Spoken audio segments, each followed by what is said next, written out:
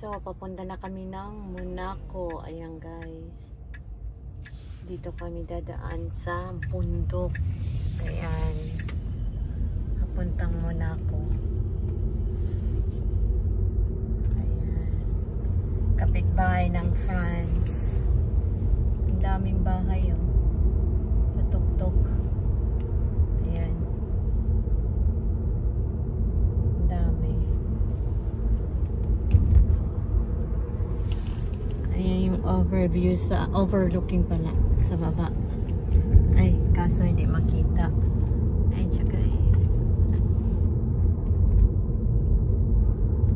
So ito ang daan papuntang Monaco. Ayan.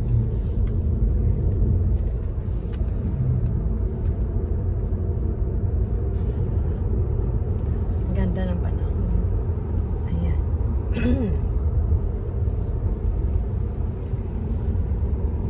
Walang landslide data dito eh. Kasi mukhang matitibay ang mga bato. Ayan. Ako'y ayan na. Ay, sayang. So, 22 minutes going to Monaco. Ayan guys. Diyan kami galing kanina sa baba. Ayan ang baba. Ganda naman kahit mga bato-bato lang yan. Papasukin namin ang tunnel. Yeah.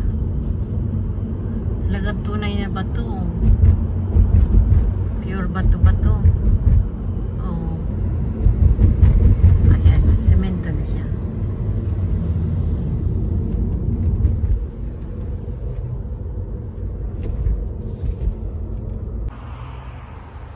So, nandito na kami sa tuktok. Ayan na, nakikita ko sa baba.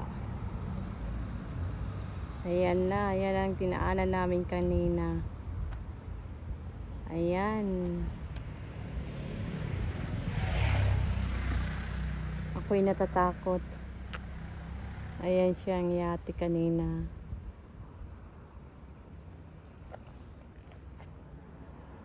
Ayan, nasa tuktok na kami. Papunta kami ng Monaco. Ayan. Tingnan nyo guys. Ayan. May bahay pa dun sa tuktok. Ayan. Bahay sa tuktok.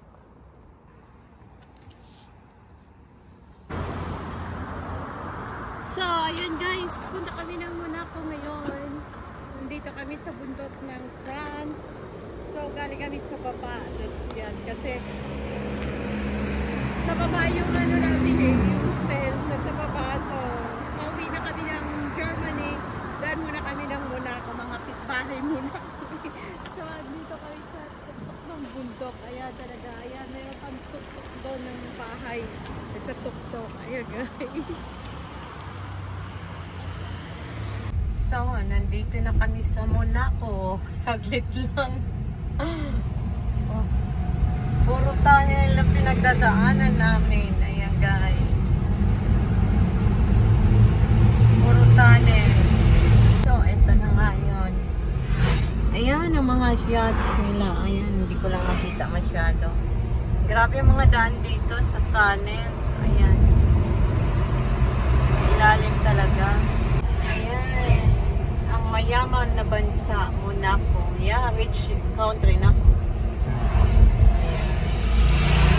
Maliit lang siya pero mayaman sila. Ayan. So hindi namin alam saan kami pupunta. Talagang mali daw talaga siyang pinagdaanan niya. So balik tayo. Ayan. Ayan. So bahala siya mali-mali. Basta ako nag-video. Kulay nila is almost pare-pareho ganito. Yellowish.